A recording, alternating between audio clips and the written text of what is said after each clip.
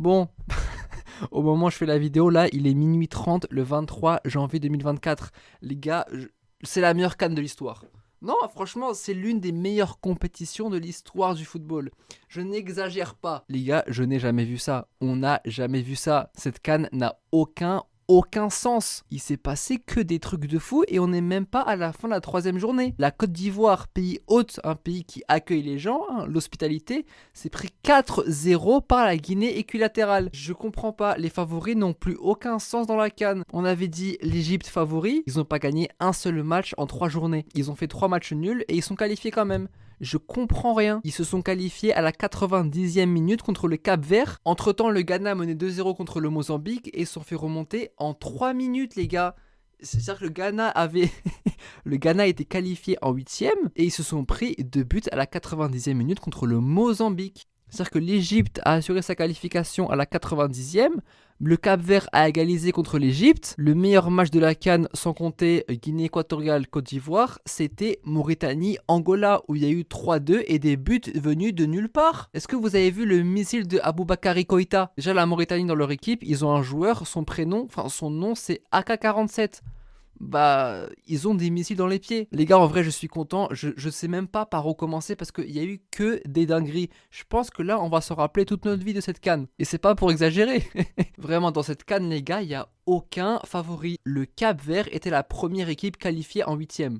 Je n'ai jamais vu ça. Bon, en vrai, il n'y a que le Sénégal qui a confirmé réellement son statut de favori. Parce que le Maroc a un petit peu fait une contre-performance contre le Congo, même si bon, les conditions n'étaient pas optimales, parce que 45 degrés à 15 heures, c'est pas des températures normales, ça c'est un four. Fallait voir les buts que le Cap-Vert a mis. Ils ont mis des coups francs de 40 mètres, des ciseaux, des retournés. Le Cap-Vert a réalisé l'exploit, mais on parle que de leurs femmes en tribune, c'est insultant un peu. L'Algérie était favori dans le groupe avec l'Angola, le Burkina Faso et la Mauritanie. Et devinez quoi, ils sont même pas encore qualifiés. Pour l'instant, il n'y a que le Burkina Faso et l'Angola qui sont qualifiés en 8e. Bon, on espère que demain l'Algérie se qualifiera contre la Mauritanie. Hein. Il suffit juste d'un match nul pour qu'ils se qualifient. Mais quand même, il n'y a plus de concept de favori. Je pense que les gars, il faut regarder la Copa América dans les yeux. Là, il faut plus avoir de complexe d'infériorité parce que le niveau qui est montré à la CAN, il est incroyable. Il n'y a eu aucun 0-0. Aucun 0-0. Ça veut dire que chaque match est prolifique. C'est la CAN la plus prolifique de l'histoire. Bon, en vrai, je suis content pour le Maroc parce qu'ils sont qualifiés d'office en 8e de finale. Même si j'aurais préféré que, bien sûr, ils aient les 3 points contre la RDC. Bon, après, avis négatif de la CAN, c'est les gens qui veulent diviser à chaque fois. Vous avez vu la fin de match entre le Congo et le Maroc, ça s'est chauffé entre Regragui et Bemba. C'est-à-dire qu'il y a eu une embrouille qui s'est passée sur le terrain. Bemba a reçu malheureusement des insultes racistes sur son compte Instagram. Et t'as des gens sur Twitter qui en font une généralité et qui considèrent tous les Marocains comme des racistes.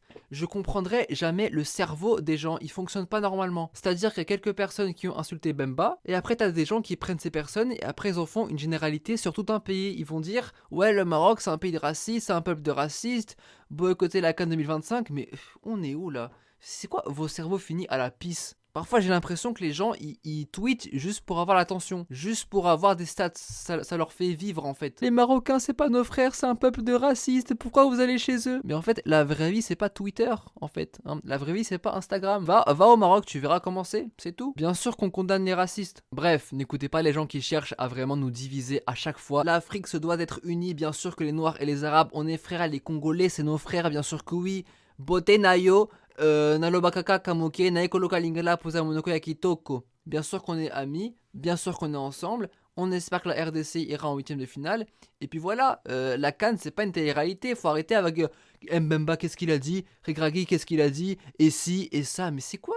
Et en fait, c'est Twitter, ils cherchent des dramas à chaque fois. Vraiment, dans cette CAN, aucune équipe est ridicule. Bien sûr, il y a des contre-performances. Le Cameroun aussi, on avait dit qu'il était favori. Mais là, bon courage pour aller en 8e de finale. Dites-vous, les gars, que la Côte d'Ivoire pourra aller en 8e. C'est-à-dire qu'il y a 3 heures, la Côte d'Ivoire, on les voyait enterrés, sous terre, éliminés. Ils rentrent chez eux. Enfin, ils sont déjà chez eux. La Côte d'Ivoire, on les voyait, mais finis, éliminés. Mais grâce au début du Mozambique, la Côte d'Ivoire est relancée dans la course pour les 8e de finale. Parce que c'est peut-être les meilleurs 3e. Cette CAN, les gars, il y a que des rebondissements, c'est incroyable. Les gars, cette vidéo, je sais même pas si elle sera montée, publiée ou quoi. J'avais juste envie d'ouvrir ma caméra et de vider mon sac en fait sur cette CAN qui se passe parce que là, c'est ce qu'on vit. Je pense que c'est vraiment historique et c'est même pas la fin de la 3e journée. Ce qui nous attend là, ça va être n'importe quoi. En tout cas, ça fait trop plaisir de voir l'Afrique à ce niveau-là, avec du divertissement, mais pas du divertissement, mais voilà, beaucoup de buts, on s'ennuie jamais, et ça c'est beau. T'as les équipes comme le Cap-Vert et la Guinée équatoriale qui créent la surprise. Le niveau proposé, il est vraiment intéressant. En tout cas, j'ai plus rien à dire sur cette CAN, les gars. C'est la fin de la vidéo. Ça me fait tellement plaisir de voir l'Afrique comme ça. Et n'écoutez pas encore une fois les gens qui veulent diviser à chaque fois pour chaque tweet, pour chaque prétexte. On se doit d'être unis. Et puis même l'amitié qu'il y a entre les Marocains et les Sénégalais, ça fait trop plaisir à voir. Les Sénégalais ils sont là, ouais on va supporter le Maroc. Les Marocains ils sont là, ouais on va supporter le Sénégal. On vous kiffe les Sénégalais, le peuple frère, Niofar, Samaharit. On est ensemble et on ira loin, on espère. Les Sénégalais, ouah, nangadef magnifique Samaharit, ouah, djerejef. Ça c'est le seul pays qui a confirmé réellement son statut de favori. Cette canne est folle. Bon bref les gars, j'ai plus rien à dire sur la compétition. Plein de bisous. Bonne canne à tous, on se régale et vive le football, j'ai plus rien à dire.